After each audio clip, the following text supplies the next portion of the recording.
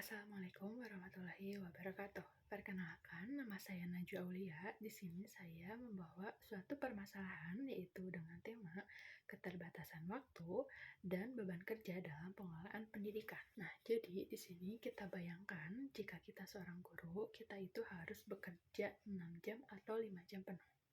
Setelah itu, kita harus mengisi laporan digital, menghadiri rapat koordinasi, membuat RPP untuk minggu depan, dan masih harus menjadi wali kelas yang suatu ketika ada permasalahan pada siswa atau anak didiknya.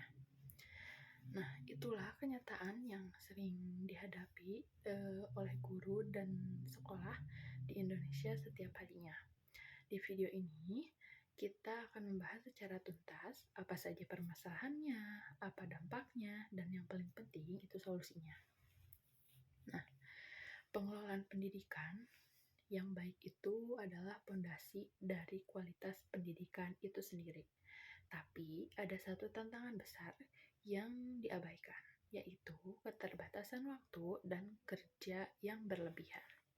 Guru itu tidak hanya dituntut untuk mengajar, tapi mereka juga harus menjadi administrator yang mengurus dokumen, konselor yang mendampingi siswa bermasalah, fasilitator yang merancang pembelajaran lebih kreatif, dan kadang teknisi yang memastikan semua sistem digital itu berjalan. Semua itu dapat dijalankan dalam waktu yang sama dengan sumber daya yang seringkali terbatas.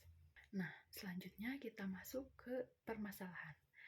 Masalah yang pertama yaitu beban administrasi yang sangat berat. Jadi, guru itu harus mengisi berbagai formulir digital, membuat laporan bulanan, mendokumentasikan setiap kegiatan, dan mengoperasikan aplikasi seperti PMM atau e-rapot itu yang seharusnya digunakan untuk menyiapkan materi yang menarik, sehingga habis untuk hal-hal administrasi. Masalah yang kedua, tuntutan multiperan. Nah, jadi guru itu dipaksa menjalankan banyak peran sekaligus. Kepala sekolah juga misalnya harus menjadi pemimpin yang visioner sekaligus mengurus operasional harian. Nah, ini itu menciptakan tekanan yang luar biasa dan berujung pada kualitas yang tidak optimal di semua peran. Masalah yang ketiga, ada kurikulum padat.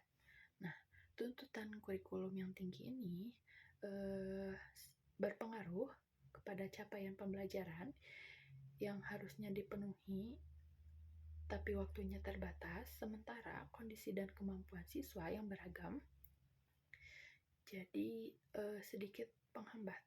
Nah, guru itu harus melakukan diferensiasi pembelajaran. Tapi kapan waktunya jika jadwal itu sudah padat atau sudah penuh? Masalah yang keempat, rapat dan pelatihan menumpuk. Nah, rapat dinas dan pelatihan yang sering dijadwalkan di luar jam mengajar, bahkan di hari-hari aktif, yang berakibat guru itu kehilangan waktu untuk persiapan dan evaluasi pembelajaran yang seharusnya menjadi prioritas. Masalah yang kelima, distribusi beban tidak merata. Nah, beban kerja ini yang tidak tersebar secara adil. Di banyaknya sekolah ada guru yang merangkap sebagai wali kelas, koordinator kurikulum, dan pembimbing eskul, sementara guru lain relatif lebih ringan tugasnya. Nah, ketidakadilan ini menciptakan ketegangan dan demotivasi. Nah, selanjutnya kita masuk ke dalam dampaknya. Lalu apa yang terjadi jika masalah-masalah ini tidak segera diatasi? Yang pertama, guru mengalami burnout, kelelahan fisik dan mental yang parah. Jadi ini tuh bukan sekedar capek yang biasa, tapi kondisi yang bisa menghancurkan semangat seorang pendidik dalam jangka panjang. Yang kedua, kualitas mengajar akan menurun. Guru yang tidak punya waktu persiapan akan masuk kelas dengan materi seadanya. Yang ketiga, manajemen sekolah ikut terganggu. Kepala sekolah yang terjebak urusan teknis tidak bisa fokus pada pengembangan kapasitas sekolah. Dan yang paling memprihatinkan, siswa ikut merasakan dampaknya. Guru yang stres dan kelelahan tidak dapat memberikan perhatian penuh kepada murid-muridnya. Belum lagi, angka resign tenaga pendidik yang produktif semakin tinggi dan ini merugikan dunia pendidikan secara keseluruhan. Nah, kita yang terakhir masuk kepada solusinya. Jadi, solusi yang pertama yaitu solusi manajerial. Nah, kabar baiknya ada solusi konkret yang bisa diterapkan. Nah, ini tuh solusi manajerial. Kepala sekolah perlu mendistribusikan tugas secara adil dan profesional. Bentuk tim kerja yang jelas, seperti adanya tim kurikulum, tim kesiswaan, tim humas. Nah, jadi ini tuh jadwal yang realistis juga untuk menghindari atau menumpuk rapat dan pelatihan dalam satu hari. Nah, solusi yang kedua yaitu solusi teknologi. Nah, jadi kita itu harus memanfaatkan teknologi. Banyak aplikasi manajemen sekolah yang bisa mengotomatisasi absensi, laporan, e-rapot gitu. Kemudian ada juga template RPP dan modul ajar. Nah, itu tuh secara perlahan dapat membantu meringankan beban guru yang tidak harus membuat segalanya dari nol. AI dan tools digital bisa jadi asisten administrasi yang efektif. Nah, kemudian ada solusi kebijakan. Nah, perlunya dorongan dari sisi kebijakan.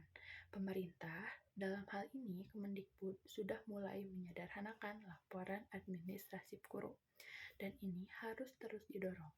Rekrutmen tenaga kependidikan yang cukup juga penting agar guru bisa fokus pada tugasnya dalam mengajar. Nah, solusi yang terakhir yaitu solusi pribadi. Solusi dari sisi personal, guru dan kepala sekolah perlu belajar manajemen waktu yang baik. Misalnya, dengan matriks Eisenhower untuk memilah mana yang urgent dan penting. Kemudian kolaborasi antara guru juga sangat membantu. Berbagi perangkat ajar, artinya tidak ada yang harus dikerjakan sendirian. Dan yang tidak kalah penting yaitu jaga keseimbangan antara pekerjaan dan kehidupan pribadi. Jadi, keterbatasan waktu itu dan beban kerja dalam pengelolaan pendidikan bukan sekedar keluhan. Ini merupakan tantangan sistemik yang nyata dan membutuhkan perhatian khusus dan serius dari semua pihak. Sekian dari saya, terima kasih sudah menyimak video ini, semoga bermanfaat dan apabila masih terdapat banyak kesalahan mohon dimaafkan karena saya juga masih belajar. Wassalamualaikum warahmatullahi wabarakatuh.